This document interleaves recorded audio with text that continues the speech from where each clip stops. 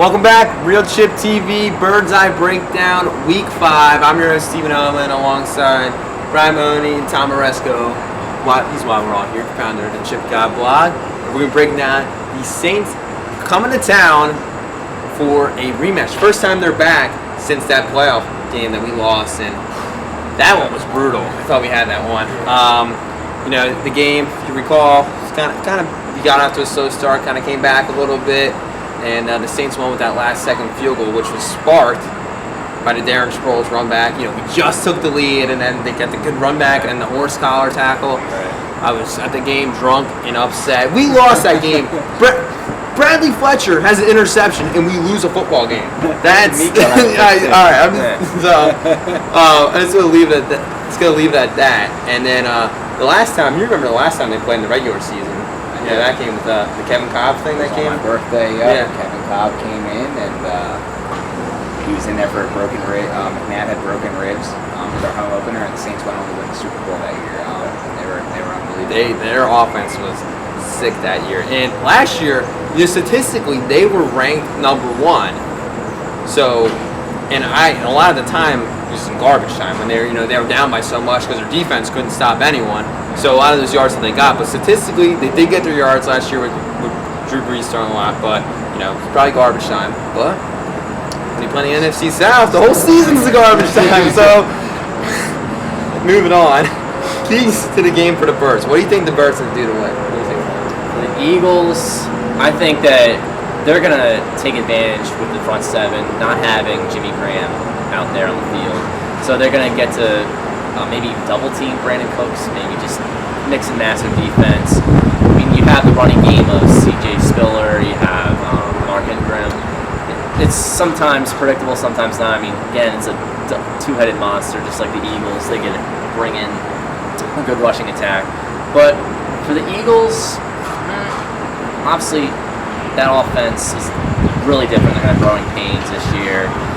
And I think the Eagles can just mix and match their defense. Yeah, I think it's big that tight ends kill us. Yeah. They don't have the best tight end in the league anymore, so that's huge for us. The fact that we don't have to see Jimmy Graham. Tom, what about you? What are the keys to the game for you? I'm going to name 2 players that I need huge games from their heart: Darren Sproles and Malcolm Jenkins. 2 guys that used to play for the Saints. They couldn't afford to keep them. They go, "Hey, Malcolm Jenkins, we can't afford you, but we'll pay Jairus Byrd $55 million.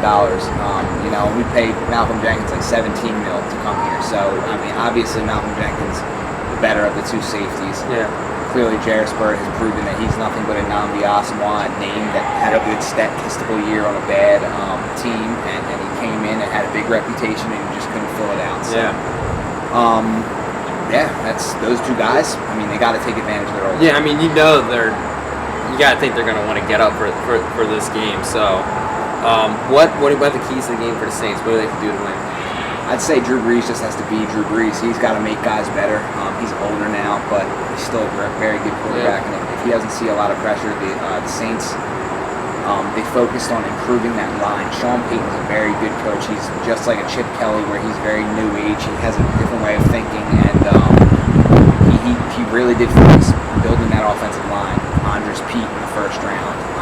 He traded Jimmy Graham for a first-round pick, and Max Unger, a great center out of Seattle. So they really did make sure Brees has the protection now. So if they can run the ball using that new revamped offensive line, and they can get Brees protection, they can really steal this game from us. They really can. I think they should have sank some of those dollars in draft picks in that defense, but that's just my opinion.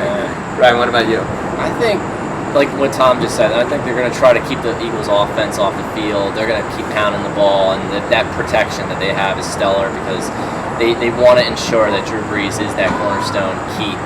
And so they're just going to keep running the ball. I think Sean Payton might have some tricks up his sleeve. I think, obviously, they don't have a good special teams player like Sproles anymore, but I think they're going to rely on some special teams magic if they can work it again. They'll try to get away from the whole crowd getting back into it in Philadelphia and just go, look, we've been here before and we can take care of business. I think if they can get a run game going and kind of keep our offense off the field, that'd be huge for them. What's your final prediction? Ooh, that's a tough one. It could be one of those games where we all think it's going to be an easy Eagles victory because on paper Saints are not as good as they were. Yeah. But I think it'll be tough. Maybe 27-17. Eagles?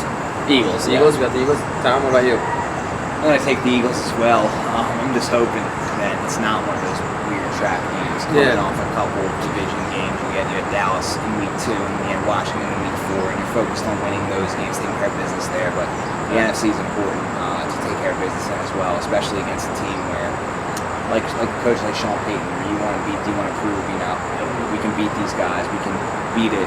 We're trying to take over as that big play top offense. So Chip Kelly's really got to have a heck of a game calling against Sean Payton, one of the guys that he studied before coming into the NFL.